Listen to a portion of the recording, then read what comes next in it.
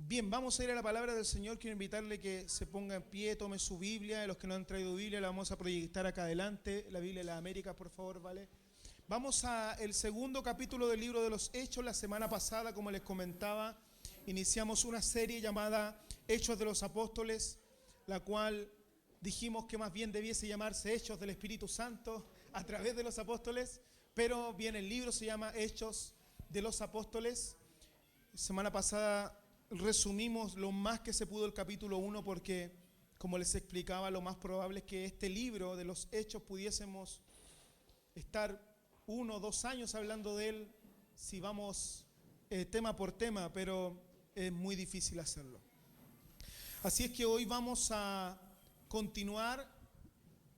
Corresponde el capítulo 2, que es extenso, pero vamos a leer varios versos pero saltados. Vamos a leer 2 párrafos de los más importantes, a mi parecer, los que encierran un poco el sentir de este capítulo. Verso 1 vamos a leer hasta el 8 y luego vamos a leer verso 43 hasta el 47.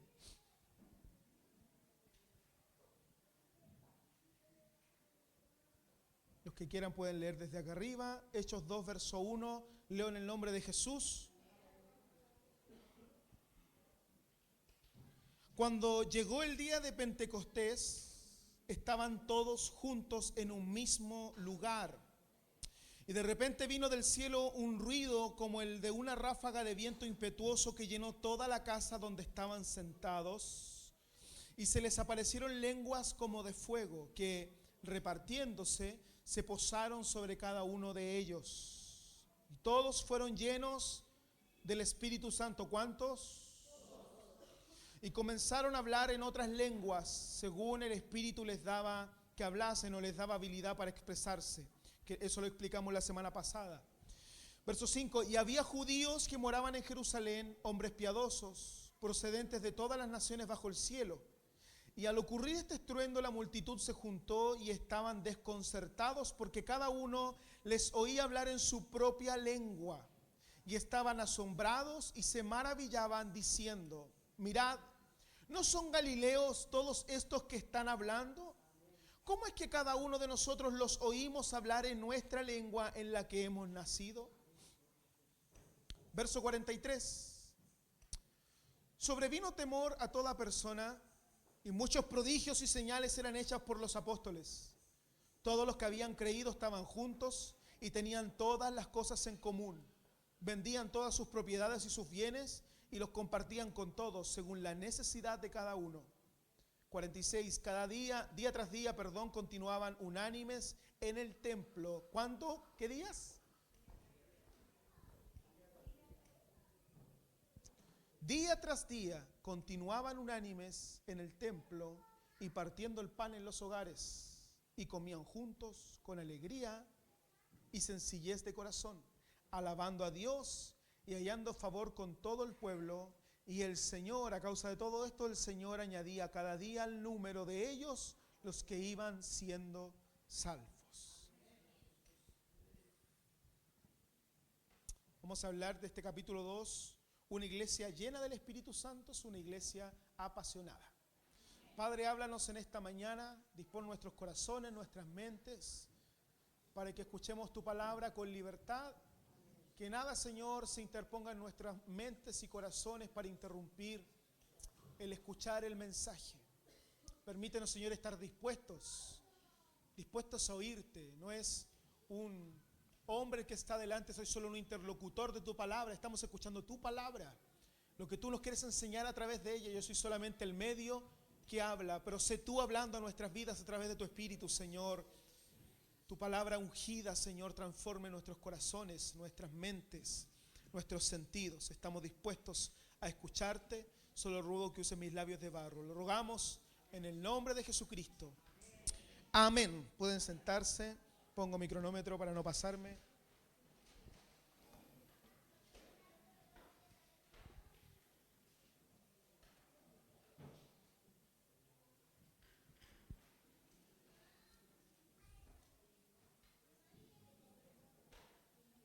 Estos discípulos de Jesucristo que los vimos la semana pasada en el capítulo 1, mencionados, como dije en el primer capítulo, serían los testigos no solamente de lo que habían escuchado.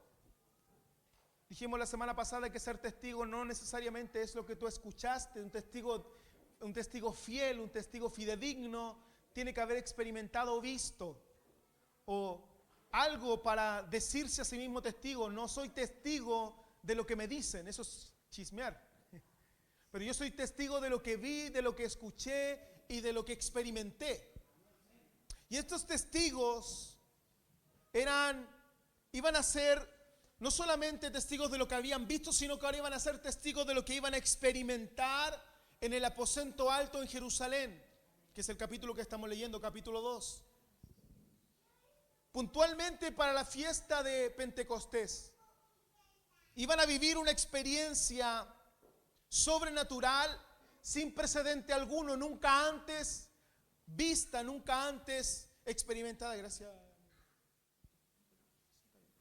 Nunca antes experimentado, algo sin precedente alguno. Y esto iba a cambiar sus vidas definitivamente para siempre. Y iba a cambiar absolutamente lo que hasta aquí conocían del Evangelio. Porque una cosa era lo que Jesucristo les había enseñado, una cosa era lo que Jesucristo les había predicado y otra cosa era lo que ellos iban a experimentar en sus vidas propias. Jesucristo iba a cumplir su promesa escrita por Mateo, por Juan, por el evangelista en el capítulo 14, verso 15 en adelante. Jesús dice: si ustedes me aman, obedecerán mis mandamientos. Y yo le pediré al Padre y Él les dará otro consolador para que los acompañe siempre. Ese consolador, dice Jesús, es el Espíritu de verdad, a quien el mundo no puede aceptar porque no lo ve ni lo conoce. Pero ustedes sí lo conocen porque vive con ustedes y estará en ustedes. Jesús les dice: no los voy a dejar huérfanos, volveré a ustedes. Así que esta promesa del derramamiento del Espíritu Santo de Hechos 2, Jesús la declara aquí. Juan, hablando de sí mismo: yo vendré y estaré con ustedes. El mismo Espíritu de Cristo es el que ellos iban a recibir. Los que estaban a punto de vivir, haría que dejaran de ser los mismos. Ya no serían más esos discípulos llenos de incertidumbres, llenos de dudas, llenos de temores. Dejarían de ser esos que con miedo pensaban: Señor, si tú te vas, ¿qué vamos a hacer? Un Pedro que entre sentimiento bueno, diciéndole: Señor, esto no te acontezca. El Señor le dijo: si no eres tú, Pedro, es Satanás, que quiere interferir en los planes de Dios. Pero tal vez con buena intención, diciendo: esto no te acontezca, porque amaban al maestro y no querían perderlo ni que se fuera. Así que sus discípulos, llenos de miedo, que se preguntaban: ¿qué vamos a hacer si nuestro maestro no está con nosotros? Ahora se convertirían en hombres que dejarían esas incertidumbres, dejarían esas dudas, dejarían esos temores para convertirse en los que iban a revolucionar el mundo con la predicación del Evangelio. Esos dos que acabamos de leer inicia con una fiesta puntual. Y no es difícil saber cuál es, porque el mismo libro lo dice al iniciar. Si recuerda lo que leímos en el verso 1, ¿cómo partía? Cuando llegó el día de Pentecostés. Hechos 1:8, que fue el tema central de la semana pasada, inicia con una promesa. ¿Cuál era? Pero cuando venga el Espíritu Santo sobre ustedes, recibirán poder y serán mis testigos. Esa fue la promesa.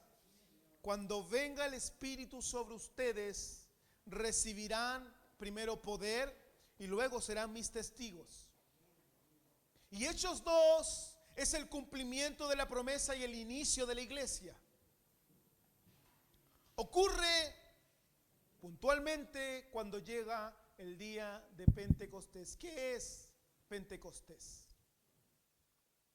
Había 3 grandes fiestas en las que todos los judíos debían participar.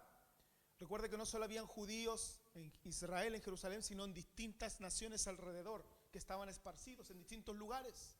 Y habían 3 fiestas donde los judíos sí o sí, obligatoriamente debían participar, tenían que estar. Así que en Jerusalén, en esas 3 fiestas, se llenaba de judíos, que era la Pascua, el Pentecostés y la fiesta de los tabernáculos. El nombre de Pentecostés puntualmente quiere decir 50º o 50º, por así decirlo, día. Y también se llamaba esta fiesta la fiesta de las semanas, porque caía en el 50º día o en el día 50, una semana de semanas después de la Pascua. Así es que así era reconocida esta fiesta. Esta caía, como pudiésemos decir entre nosotros, la versión cristiana de la Semana Santa, que es la que estamos celebrando estos días, que dicho sea de paso no debía partir un día viernes o jueves, que partió viernes, debió partir más o menos un miércoles, porque Cristo estuvo 3 días en la tumba y antes de que iniciara el 3er día resucitó, y todos concuerdan en que Él debió resucitar un sábado, porque por el calendario judío no cuadra que sea un domingo en la madrugada. Pero bueno, eso es otro tema. Pero algo similar o la versión cristiana nuestra de la Semana Santa vendría siendo esta fecha desde donde se inicia el conteo. Se inicia en el primer plenilunio, que vendría siendo la luna llena, ¿cierto? Cuando inicia la luna llena se inicia este conteo hacia la fiesta de Pentecostés, después del equinoccio de primavera. Y Pentecostés entonces se iniciaría 50 días después de la Pascua.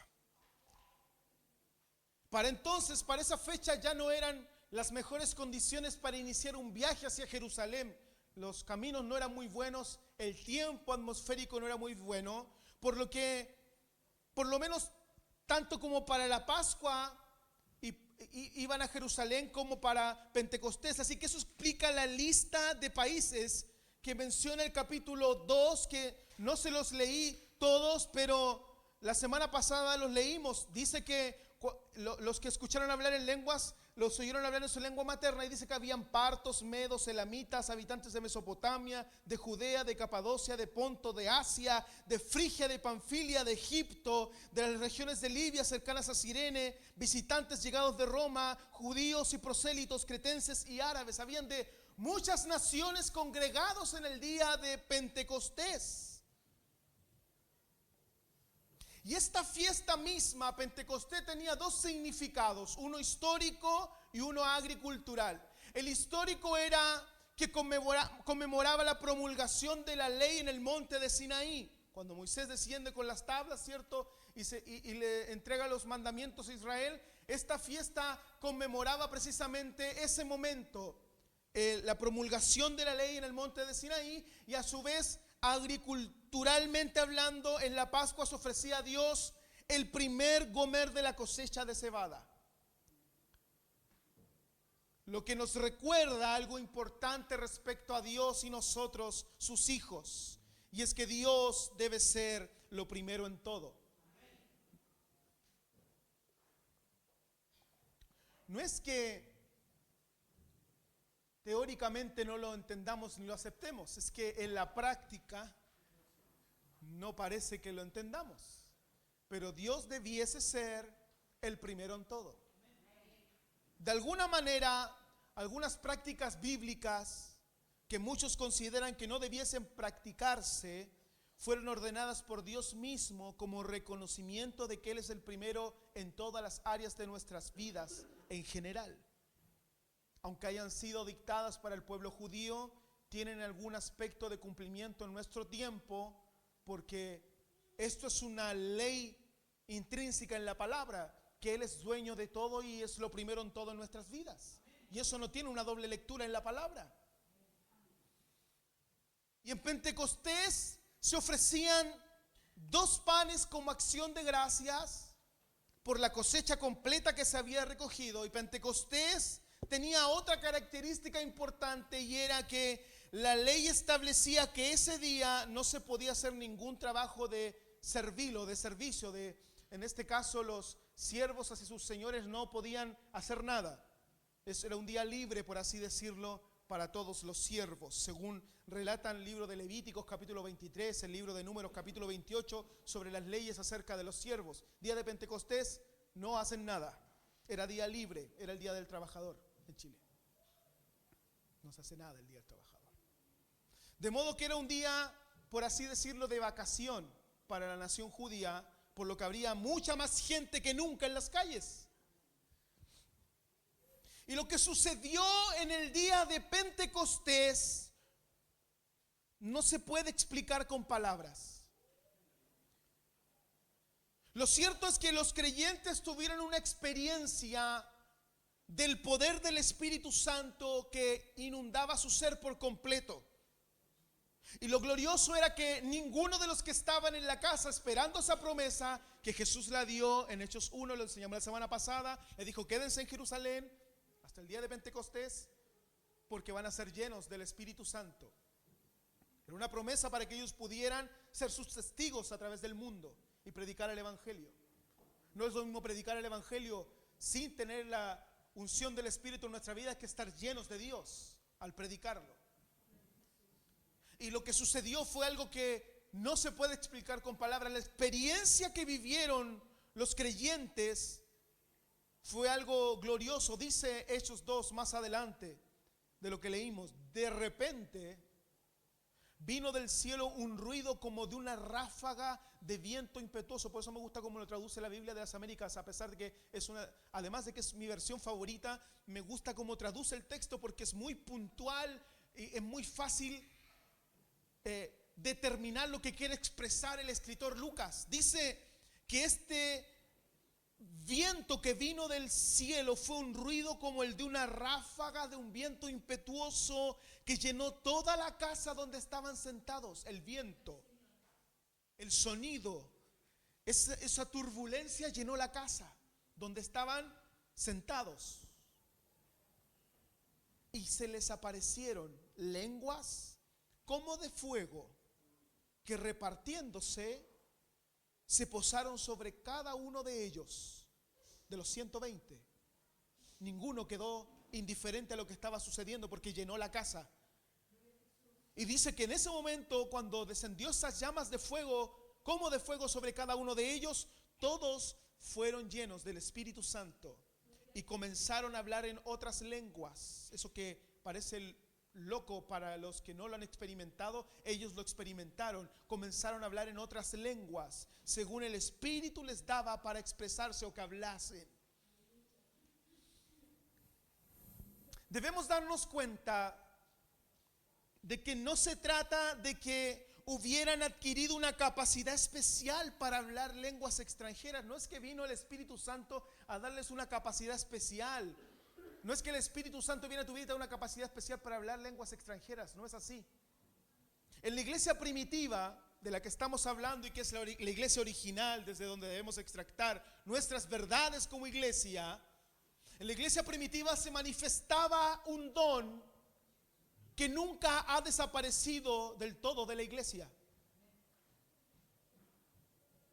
Lo conversábamos un poquito con Luis delante. Es un don que nunca ha desaparecido del todo de la iglesia.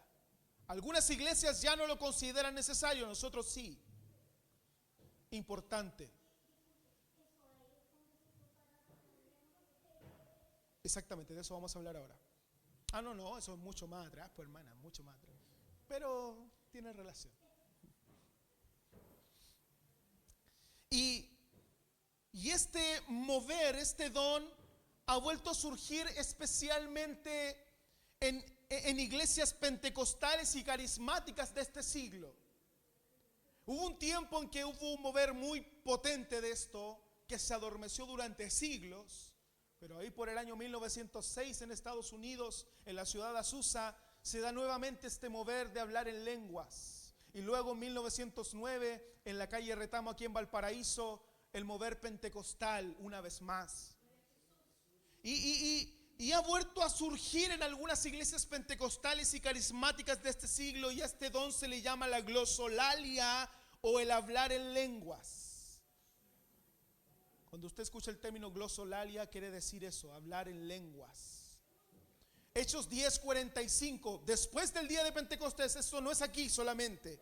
Hechos 10, ya pasó un tiempo. Hechos 10 dice, los defensores de la circuncisión, los judíos de la ley, que habían llegado con Pedro, se quedaron asombrados de que el don del Espíritu Santo se hubiera derramado también sobre los gentiles, porque aquí en Hechos 2 los que hablaron en lenguas fueron judíos. No hablaron en lengua israelita, hablaron en lenguas extranjeras, que fue el don que les dio el Espíritu en ese momento. Fue el milagro que provocó el don del Espíritu Santo ahí en ese momento. Pero aquí se asombran porque el don del Espíritu Santo lo estaban recibiendo gentiles, o sea, todos los no judíos. Y dice el verso 46, pues los oían hablar en lenguas y alabar a Dios. Así que esto ya no es solo Hechos 2. Ahora esto es en el mundo gentil, extranjero. Los que los judíos llaman los perros, esos. Los que no éramos reconocidos y ahora somos pueblo, esos. Y Hechos 19:6 más adelante, cuando Pablo les impuso las manos, el Espíritu Santo vino sobre ellos y empezaron a hablar en lenguas y profetizar.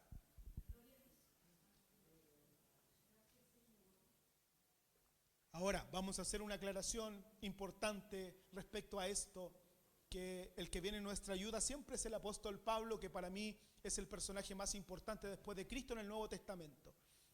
¿Por sobre Pedro? Para mí sí, por sobre Pedro. El principal pasaje en el que se nos describe y da enseñanza detalladamente sobre el don de lenguas es 1 Corintios capítulo 14, verso 1 hasta el 40. Léalo en su casa, si lo leo ahora voy a predicarle 2 horas. 1 Corintios 14, verso 1 hasta el 40, estúdielo en su casa. Si tiene dudas y preguntas, el próximo domingo me las hace saber y no se las voy a responder, pero me las hace saber. 14, verso 1 al 40. 1 Corintios, capítulo 14, verso 1 al 40, si quiere interiorizarse más en esto. Pero ese es el capítulo, libro que nos habla más detalladamente. No hay otro libro en la Biblia, ni pasaje en la Biblia que nos hable más detalladamente sobre las lenguas que este capítulo.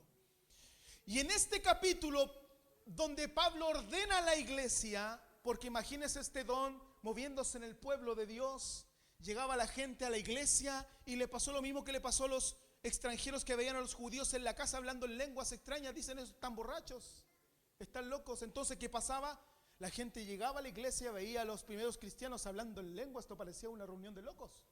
Entonces Pablo viene a ordenar a la iglesia en el capítulo 14 de 1 Corintios y dice que aunque el hablar en lenguas más, él dice, Pablo dice de sí mismo, yo hablo en lenguas más que nadie de ustedes.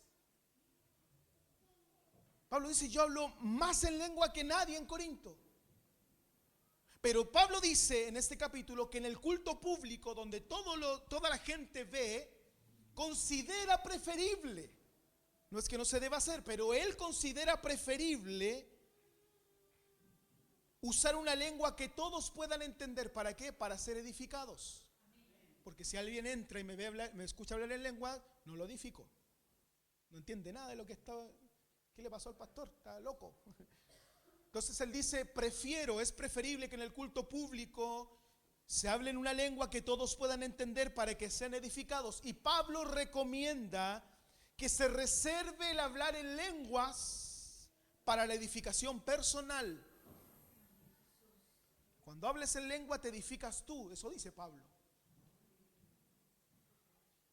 O dice que si en algún momento la lengua es tan fuerte el mover de Dios, de este don en tu vida, en un lugar público, dice, si en algún momento necesitas hacerlo en un lugar público, pido también que haya interpretación. ¿Para qué? Para que quien está hablando en lenguas sea interpretado por alguien que el Espíritu le dé ese don de interpretación de lenguas y pueda transmitir el mensaje de lo que él está hablando. Porque si no, alguien nuevo va a llegar y va a pensar que están locos, como sucedió en Hechos capítulo 2. Esa parece haber sido la reacción de algunos de los oyentes en Pentecostés, capítulo que estamos estudiando, que tomaron a los discípulos como gente borracha. Sin embargo, iglesia, el don de lenguas que se manifestó en Pentecostés no requería interpretación.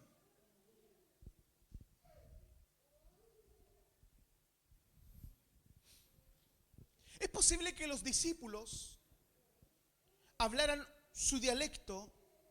Algunos proponen esto, que es posible que los discípulos hablaran su dialecto, su lengua natal, y que el Espíritu hacía que los oyentes recibieran simultáneamente la interpretación. En otras palabras, llega un creyente nuevo por esa puerta y escucha a alguien hablar en lenguas, pero no lo escucha hablar en lenguas, sino que el Espíritu era tan potente que el mismo Espíritu le daba la interpretación a la persona que venía entrando, de cómo proclamaba las maravillas del Señor, porque eso hacían al hablar en lenguas, proclamaban las maravillas del Señor. Y el caso es que en Pentecostés, el poder del Espíritu, no traigo nada, me van equipando de a poco. El caso es que en Pentecostés el poder del Espíritu Santo era de tal magnitud que daba a aquellos sencillos discípulos la capacidad de presentar el Evangelio de forma que calaba hasta lo más íntimo del corazón. Porque al hablar en lenguas proclamaban las maravillas del Señor, y los que los oían les escuchaban hablar su lengua materna. ¿Por qué? Porque estaban proclamando las maravillas del Señor, y los que lo escuchaban, ese fue el milagro. Ellos hablaron una lengua que no entendían, y los que estaban afuera los entendían, y no había nadie interpretando. Ese fue el milagro. Es como que Dios viniera a mi vida, derrama ese don en mí, me pongo a hablar en lenguas y ustedes me entendieran todo lo que les estoy predicando. Ese fue el don que recibieron, porque en lenguas proclamaban las maravillas del Señor, y los que estaban afuera los entendían. No era necesaria la interpretación en Pentecostés. Y ese es el mover pentecostal que la iglesia necesita.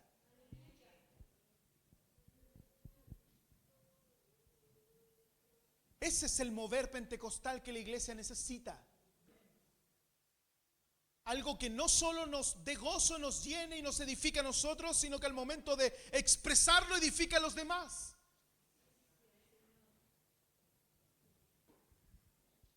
Un mover del Espíritu Santo tan potente que todos vuelvan a recibir este don glorioso en comunidad absoluta, que no requiere interpretación, porque es Dios estremeciendo una casa por completo. No existe iglesia, no existe la iglesia sin el mover pentecostal del Espíritu Santo, porque ahí es donde nació. La iglesia nació en el mover pentecostal, en Hechos 2. Aquí nace la iglesia. Si alguien dice yo soy la iglesia del Señor, como muchos malamente se ufanan, yo soy la iglesia y ustedes no. Si alguien dice eso, demuéstrelo que el mover del Espíritu pentecostal de Hechos 2 está en su vida, porque la iglesia nació en el mover pentecostal. Así que si una iglesia no busca el mover pentecostal del Espíritu Santo, está yendo por el camino equivocado. Lo necesitamos. Voy a decirlo de nuevo, lo necesitamos. Me quedan 20 minutos. Ahora es digno de considerar que luego que la iglesia es llena del Espíritu Santo, no se queda sin hacer algo al respecto. Y ese es otro gran error de la iglesia pentecostal. Hablo generalidad pentecostal, no me refiero a la metodista pentecostal, no, me refiero a pentecostal, la que promueve el mover de Pentecostés. Ese es uno de los grandes errores, pensar que necesitamos llenarnos para que en la semana nos vaya bien, para andar bien con el Señor, para llevarnos bien con Dios, para buenarnos. Para eso no es el mover del Espíritu Santo. Luego de que la iglesia es llena del Espíritu Santo en Hechos 2, no se queda de brazos cruzados. No son llenos para decir nosotros tenemos a alguien que nadie más posee. ¿Usted tiene? No, no, entonces no. ¿Usted tiene el Espíritu Santo? No, no, entonces usted no, es de la iglesia. No. escucho gente así. No lo recibieron para decir, recibimos algo que nadie más tiene, somos especiales. Nadie es como nosotros. No, por el contrario, ahora tenían una misión que cumplir con lo que estaban recibiendo. Porque en Hechos 1:8, que lo he leído como 5 o 6 veces y deberían sabérselo de memoria ya, dice, pero cuando venga el Espíritu Santo recibirán poder, ¿y qué más? Y me serán. No voy a mandarles Espíritu Santo para que se jacten de que tienen un poder especial y sobrenatural por sobre los demás creyentes. Los estoy llenando de espíritu para que tengan poder y sean mis testigos. Y precisamente lo que inmediatamente después de ser llenos del Espíritu Santo comienzan a hacer es proclamar el Evangelio, las buenas nuevas. Por ahí vemos un Pedro que se pone en pie y comienza a predicar en Hechos 2:14. Entonces Pedro con los 11 se pusieron de pie y a gran voz en cuello empezaron a predicar. Compatriotas judíos y todos ustedes que están cerca de Jerusalén, déjenme explicarle lo que sucede. Y ahí vemos un maravilloso mensaje en el verso 37 y 38 de Hechos, que Pedro después de predicar el Evangelio, la gente está ahí constreñida de corazón y dice, ¿qué hemos hecho? Hemos matado al Mesías, ¿qué hemos hecho? Y ahí Pedro, lleno del Espíritu Santo, le dice, les tengo la solución. Cada uno de vosotros arrepiéntase y bautícese en el nombre de Jesucristo para el perdón de los pecados y recibirán también ustedes el don del Espíritu Santo.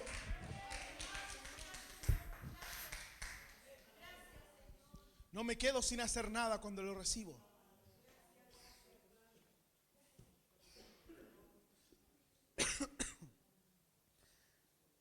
Esos Hechos 2,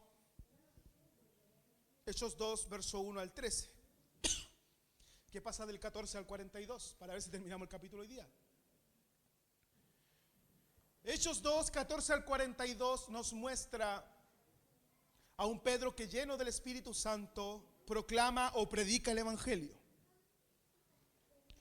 Bueno, Hechos 2, 14 al 42 es uno de los pasajes más interesantes de todo el Nuevo Testamento, porque contiene el primer sermón cristiano, la primera predicación de un cristiano, de un hombre convertido a Cristo, no de Jesús, sino de un hombre convertido a Cristo, un cristiano. Está aquí en Hechos 2, 14 al 42.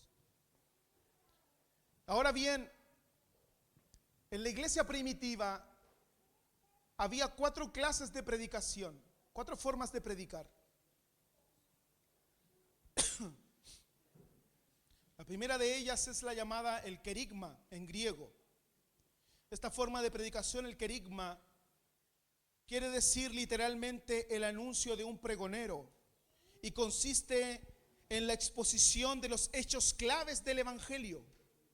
Para que alguien entienda el Evangelio se le presenta de esta forma de predicación el querigma, que es llamado también el querigma apostólico. Es el medio de predicación por el cual se anuncia detalladamente con puntos claves el Evangelio, puntos que no se pueden negar ni se pueden discutir, porque lo vieron muy claro los primeros predicadores, lo experimentaron, como se dice, face to face, vieron al Señor. Así que lo que predicaban, el querigma, el anuncio del Evangelio, era lo que ellos vieron. Así que se predicaba con puntos claves muy detallados los hechos del Evangelio a través de ellos. Esa es una forma de predicación. La segunda forma de predicación era el didaché, en griego didaché, que tiene relación con la enseñanza, que quiere decir literalmente enseñanza, y que dilucido desarrolla el significado y las implicaciones de los hechos que está proclamando. O sea, te hablo de algo y te explico detalladamente de qué se trata. Eso es el didaché o el didaché o la enseñanza. Para decirlo en términos actuales, es como si después de que el predicador ha expuesto los hechos incontestables, los creyentes, por ejemplo, como mi hermana me pregunta, ¿eso tiene que ver con la lengua? Como me preguntó, eso era el didaché. Yo expongo, pero alguien se levanta y me dice, ¿y eso que tú dijiste, qué tiene que ver? ¿Qué significa? Eso es el didaché, porque en ese momento ellos se paraban para explicar detalladamente los puntos que habían expuesto. Había otra forma que era la paráclesis. La paráclesis quiere decir literalmente la exhortación de la palabra. En otras palabras, esta clase de predicación presentaba a los oyentes la obligación de ajustar sus vidas al querigma o el anuncio del evangelio y a la enseñanza del evangelio, la didaché.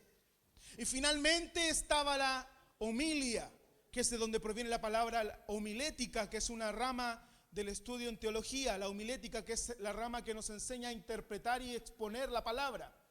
Y esta homilía quiere decir el desarrollo de un tema o un tema puntual de la vida a la luz del evangelio. Y estos 4 componentes de predicación que existían en la iglesia primitiva son los que tiene que tener una predicación integral.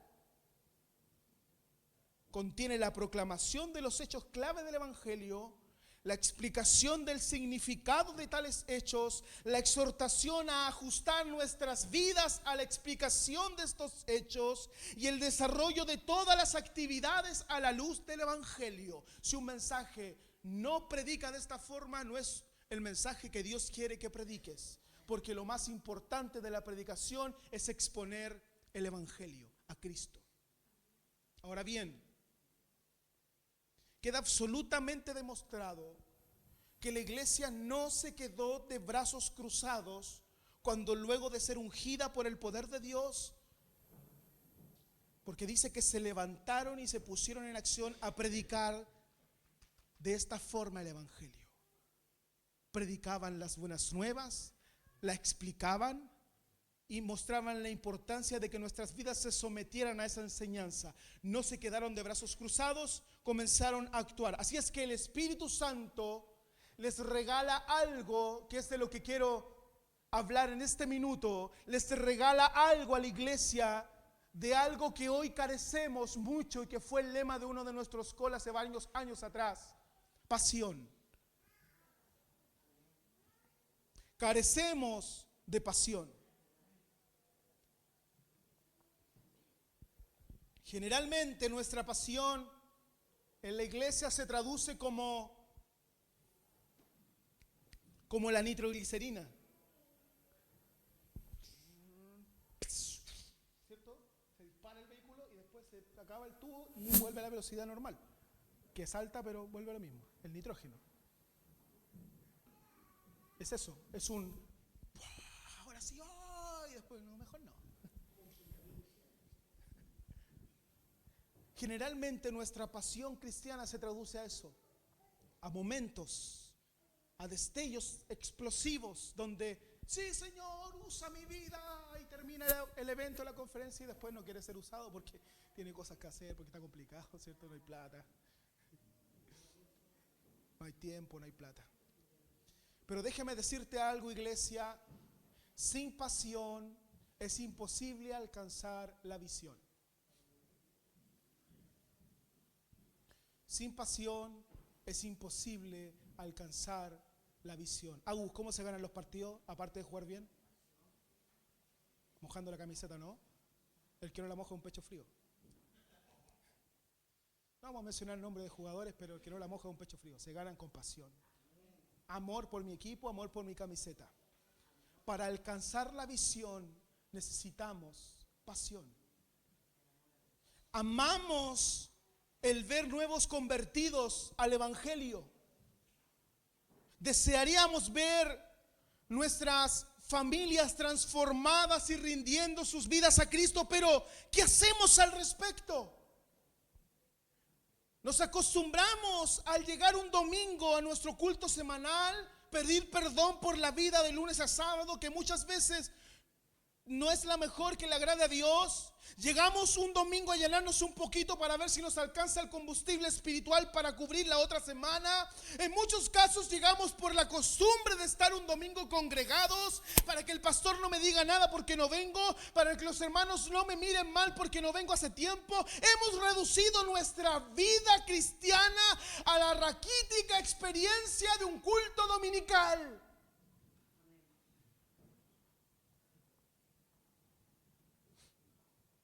pasión, me invita a decirle al Señor: Señor, ¿qué más puedo hacer para conocerte? ¿Qué puedo hacer para recibir más de ti en mi vida?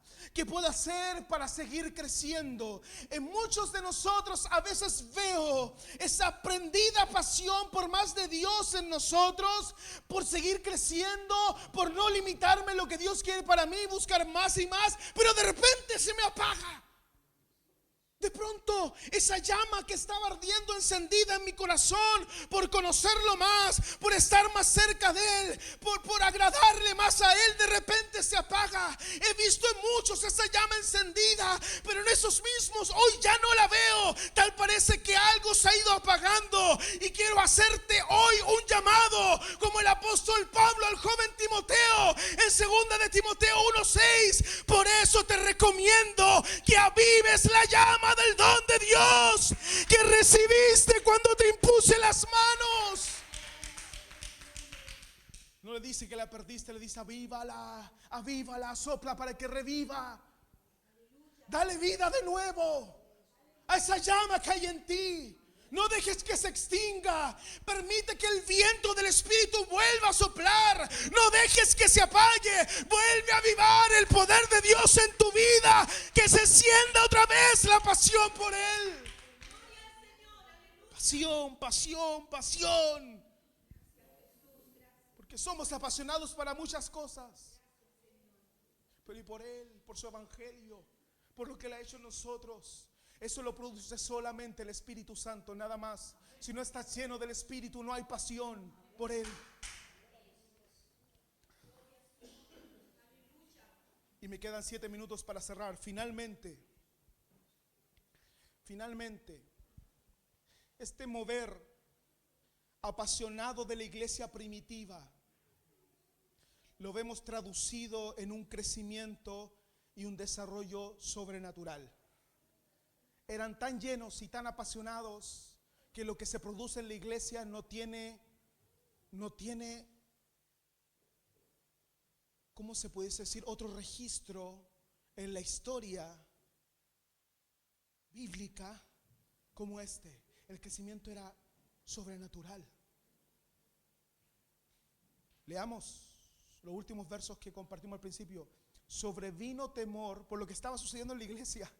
Y porque los veían llenos del Espíritu Santo y porque la iglesia crecía y trastornaba en el mundo, dice que sobrevino temor a toda persona. Temor a toda persona. Tenían temor de lo que producía la iglesia. Y decían: yo quiero ser parte de eso. No quiero estar fuera de eso. Temo estar fuera de eso. Vino un temor grande, y dice que muchos prodigios y señales eran hechos ya no por Jesús, porque no estaba, eran hechos por los apóstoles. Verso 44: todos los que creían estaban juntos y tenían todas las cosas en común. Comunidad. No puedo estar en comunidad ni junto a alguien si no tengo esa capacidad de acercarme y estar con Él, hacerlo parte de mi vida, hacer que tu hermano sea parte de tu vida también, de mi preocupación constante por Él y de Él hacia mí.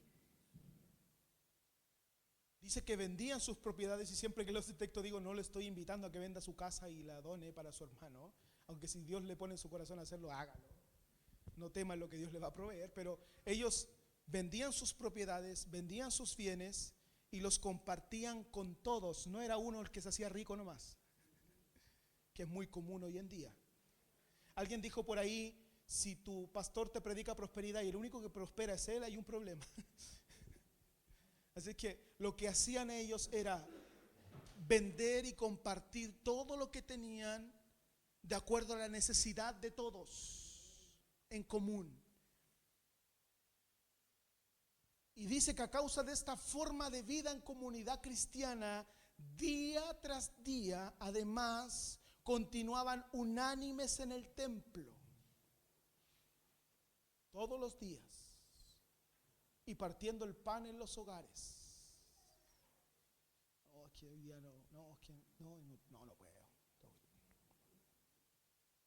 Esa forma de vida cristiana ya cambió absolutamente. Difícilmente podríamos hablar de esta forma de comunidad cristiana en este tiempo, pero sí podemos extraer la enseñanza de la importancia de estar conectados diariamente con mi hermano, con mi hermana, con mis líderes, con la iglesia.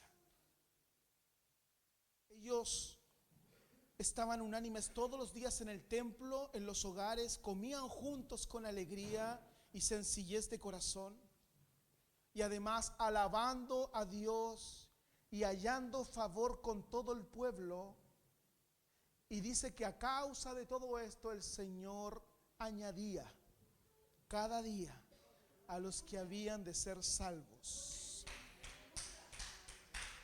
Quiero una iglesia grande, que su familia se convierta al evangelio, que sus amigos conozcan a Cristo y se conviertan a su evangelio. Esta es la iglesia que debemos imitar. En este pasaje, y estoy finalizando, en este pasaje William Barclay, un famoso teólogo que lo menciono constantemente, dice que tenemos un resumen preciso de las características de la iglesia primitiva, y le voy a nombrar algunos, en realidad 7, pero no me voy a detener en ellos porque si no otra hora más le predico. Primero dice que era una iglesia que aprendía. La palabra doctrina utilizada en Hechos capítulo 2, verso 42 en la versión Reina Valera, esa doctrina no es una palabra pasiva, es una palabra que se traduce como activa.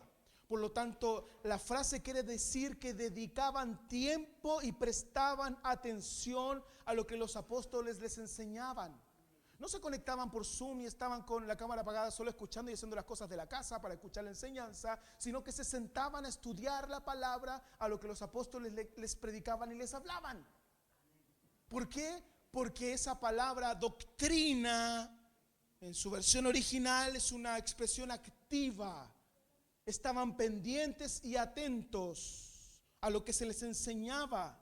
Y uno de los grandes peligros de la iglesia es caer en una religiosidad estática que mira hacia atrás en lugar de mirar hacia adelante. Es un peligro porque no avanzamos. Y la iglesia necesita avanzar. 2, era una iglesia en comunión. La iglesia es solo lo que debe ser cuando es una compañía de hermanos unidos en el amor de nuestro Padre. 3, era una iglesia que oraba. Los primeros cristianos sabían que no podían ni tenían que enfrentarse con la vida dependiendo exclusivamente de sus propias fuerzas. Siempre hablaban con Dios antes de hablar con los hombres. Siempre buscaban a Dios antes de salir al mundo. Podían arrostrar los problemas de la vida porque habían estado en la presencia de Dios anteriormente. Era una iglesia que oraba. 4, era una iglesia reverente. El verso 43 dice que sobrevino temor, que en su traducción original reviste respeto y reverencia. 5, era una iglesia en la que sucedían cosas. Es una de las cosas que más le pido a Dios: Señor, que sucedan cosas en medio nuestro. Yo no quiero venir a la iglesia solo a venir a la iglesia. Quiero que algo suceda en mi vida. Quiero que algo suceda en el que viene a esta iglesia. En la iglesia primitiva sucedían cosas, habían señales y maravillas. Si esperamos grandes cosas de Dios y emprendemos grandes cosas por Dios, van a suceder cosas. Cuando muere la fe, mueren también los resultados. Así es que sucederían más cosas en la iglesia si creyéramos que Dios puede y quiere hacer con nosotros que sucedan. Dios quiere usarte, Dios quiere usar tu vida y quiere que le creas. 6, era una iglesia solidaria. No solo para la Teletón. Era una iglesia solidaria día tras día. Verso 44, verso 45 de Hechos 2. Los primeros cristianos tenían un fuerte sentido de responsabilidad mutua, de preocupación de los unos por los otros. Esto se lo he predicado muchas veces y los aburrí de tanto que se los enseñé. Se decía que William Morris, un conocido predicador, no podía ver a un borracho en la calle sin sentirse personalmente responsable por él. Y hoy en día vemos a un indigente en la calle y lo primero que sentimos es que si para acá, sale de aquí, lo echamos para allá. Hermano, no haga eso. Usted es cristiano. Me molesta eso de verdad. A mí personalmente me molesta. No, que no le doy la mano porque tiene gérmenes, me voy a contagiar. Vaya y después la ves en la casa. No haga eso. William Morris veía a un indigente, a un borracho en la calle y sentía en su corazón una responsabilidad personal por él. El que es cristiano de veras no puede soportar tener demasiado cuando otros pasan necesidad. Yo, y tu hermano que le está pasando mal. Y el que está en la calle botado, que le está pasando mal. ¿Es eso ser iglesia? Y finalmente, los últimos dos es que era una iglesia que daba culto a Dios. No se olvidaban los primeros cristianos de frecuentar la casa de Dios día a día y en los hogares, y daban culto a Dios, porque el Espíritu de Dios se mueve sobre el pueblo que le da culto. El Espíritu de Dios se mueve sobre el pueblo que le da culto, que se reúne en torno a Él. O sea, aquí lo importante no es el que está predicando, ni los músicos, ni las hermanas que cantan bonito. Aquí lo importante es Él. Yo vengo por Él. Y Dios se mueve en medio de un pueblo que le da culto a Él, que está despreocupado de darle culto a sus enfermedades, a sus problemas, al que me dijo dele culto a Dios. Y Él se va a mover. Y finalmente, la iglesia era una iglesia feliz. Sonría. A ver, sonría. La iglesia era una iglesia feliz. Hechos 2:46 dice que tenían regocijo. Oh, si yo siento el gozo del Señor. ¿Ah? Oh, si estoy lleno de gozo. Tenían regocijo constantemente, porque cuando el Espíritu Santo está en tu vida hay gozo, hay alegría, hay regocijo, no hay espacio para la tristeza. Una iglesia lúgubre es una iglesia, es una contradicción. El gozo cristiano no tiene por qué ser solamente bullicio. Hay iglesias más bulliciosas que otras, otros menos que otras. A algunos les molesta la bulla, a otros no les molesta. La iglesia no se caracteriza como una iglesia con gozo porque mete mucha bulla. Porque en lo íntimo del corazón, en muchos cristianos, hay un gozo que nada ni nadie se lo puede quitar. Por lo que Él hizo por mí, por cómo Él transformó mi vida. Hay un corito antiguo que dice: no puede estar triste un corazón que alaba a Cristo. No puede estar triste un corazón que alaba a Dios. No puede estar triste una iglesia donde se mueve el Espíritu de Dios. Cuando el Espíritu de Dios viene a la iglesia, hay gozo, hay regocijo, hay alegría. Mi tristeza se va, mi llanto es cambiado en gozo, mi llanto es cambiado en alegría. Así que si estás triste, necesitas al Espíritu de Dios hoy urgentemente en tu vida, porque solo el Espíritu Santo puede provocar en nosotros volver a ser la iglesia de Jesucristo. Yo no quiero ser la iglesia más vistosa, la iglesia más progre.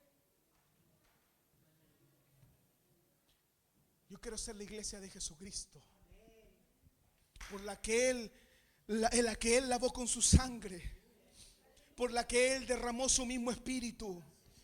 Porque puedo ser la iglesia más linda, más grande, más progre, más contemporánea, más ad hoc a los tiempos, pero si no hay Espíritu Santo, no quiero ser esa iglesia. Yo quiero ser la iglesia de Hechos 2. Yo quiero ser la iglesia que continuó, la iglesia del libro de los Hechos.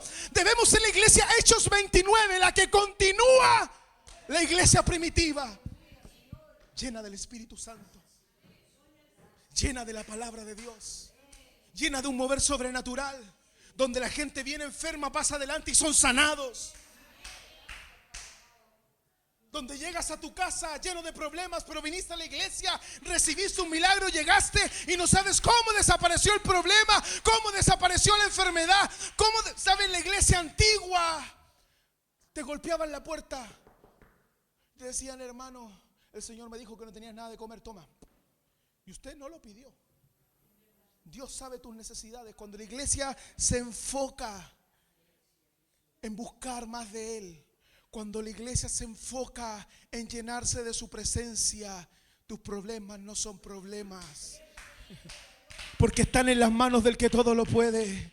Y tal vez hoy no tengo para comer, pero Él no me va a desamparar. Y tal vez hoy estoy enfermo, pero Él me va a sanar. Oh, la iglesia primitiva no iba a los mejores médicos para recibir sanidad. Lo primero que hacían era doblar rodillas, porque Dios te puede sanar. Oh, yo recuerdo a mi padre con mi hermano pequeño enfermo en casa, que cuando empezaban sus dolores y gritaba, lo que él hacía era tomarlo en brazo y cantar y clamar al Señor, y el niño se sanaba. Esa es la iglesia primitiva, una iglesia donde el mover de Dios es todo lo que necesitamos. Yo recuerdo madres en la madrugada clamando por sus hijos, clamando por mi hijo, Señor. Aquí hay hermanas, madres y esposas que día a día están clamando por sus esposos, por sus hijos, Señor. Oh, que lleguen a tu casa, Señor, que se conviertan a tus caminos. Eso hace la iglesia de Hechos 2. Todo lo deja en las manos del Señor. Y esa iglesia no tiene ansiedad. Esa iglesia no está preocupada, porque tiene un rey que acude a su necesidad, porque tiene un Dios que acude a sus preocupaciones. Llenos del Espíritu Santo. Y ese don maravilloso de lenguas lo puedes recibir si lo pides, y si lo quieres con todo tu corazón. Si lo quieres experimentar en tu vida, lo puedes recibir hoy día, ahí sentado, sin necesidad de que vengas para adelante y te grite mucho. Si lo quieres, Dios puede dártelo hoy día. Habrá alguien que lo quiera aquí con necesidad de verdad en su corazón. Alguien que lo quiera con desesperación. Yo quiero eso, Señor. Un mover sobrenatural.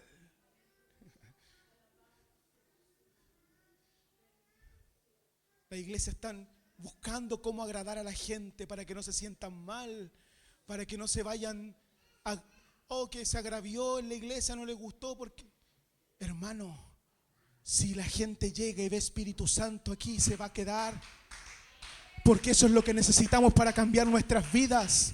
Eso es lo que necesitamos para crecer. Eso es lo que necesitamos para un cambio sobrenatural en nuestra sociedad. El Espíritu Santo de Dios. Nada más. Nada más. Quiero ver si alguien aquí lo quiere.